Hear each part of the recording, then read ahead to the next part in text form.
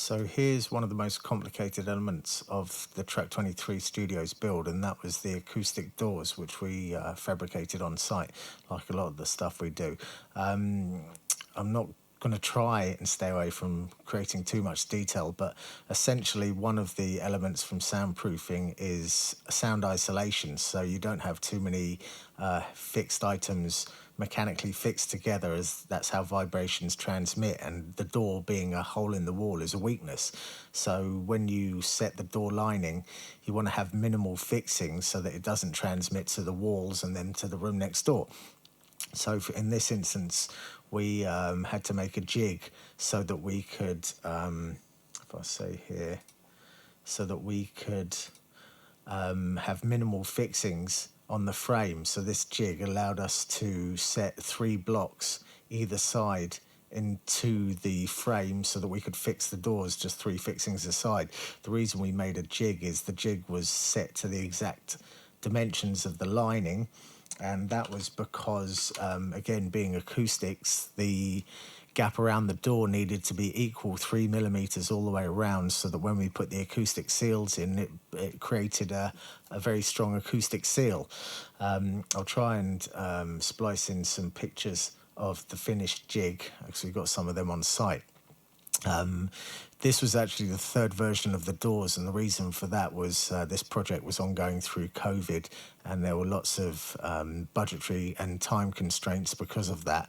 The budget got reduced significantly, so originally I designed the doors to be sent off to a CNC company and part assembled off-site and then shipped to us so that we could assemble them on site. That was opposed to getting acoustic door sets made, which was expensive. This, the 2nd version, getting them pre-made elsewhere, reduced the price by about 50%, and then now making them on site reduced that by about another 50%, but it was a huge amount of labour.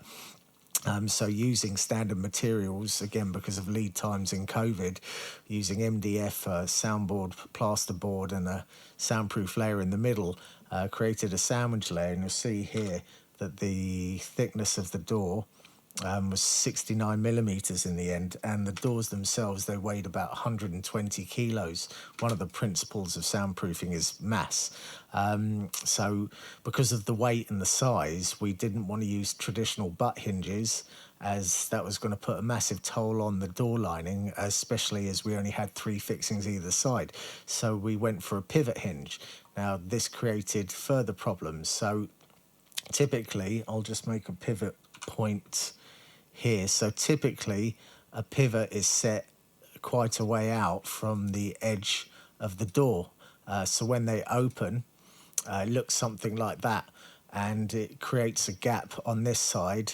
But what it does is it reduces the overall opening, and because we originally were going to have traditional doors with hinges, this was going to reduce the size of the opening, and that was going to be problematic for getting equipment in and out. The reason doors pivot this way is so it allows free movement here at the frame, so it doesn't so they don't hit the frame because they're opening on a pivot, so you can have clearance. And you normally have a relatively large gap here in terms of a door anyway, to avoid that. But again, because we were working with acoustic doors, we needed a tiny gap here, and we needed to keep the opening as big as possible. So that meant our pivot point for the hinge had to be very close. So the problem this created was that you can see here the door at this point is touching the frame. So that had to be resolved. If you look at the model, it's going to get a bit complicated, but here, this shape, that's the original door with square edges like a door. And if I try and set the pivot here, you see that at that stage, the triangle is well and truly well within the frame, so the door would not open, which meant we had to radius the corners.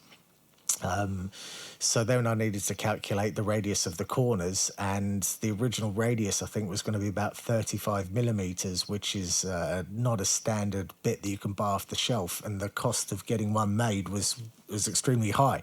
So then I needed to work to get this radius as small as possible. So what that meant was that I'll try and draw here. So the center line of the door is here on this green line, and this shape here is the pivot, and this point here is the center of the pivot. So that being the center line of the door, you can see it was set, if we get the tape measure up, that was set 6 millimeters off of center, and the reason for that, as I said, was so that when so that I could reduce the size of the bevel on the door.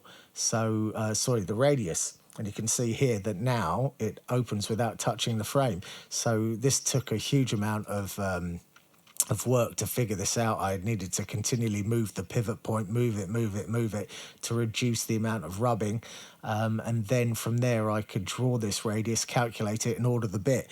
I'll try and again splice some videos of the doors when they were being fabricated to this video, but a huge amount of work went in. And then, as I say, there were 120 kilos, there were 30 doors, they were all fabricated, glued on site, painted, all of the linings were made. So a huge amount of work went into this one. And there'll be videos of the finished product on the website, and I'll try and splice in some pictures of the finished doors. You've already seen a picture of a finished room, I think, on the overview video. So that was the acoustic doors at Track 23 Studios.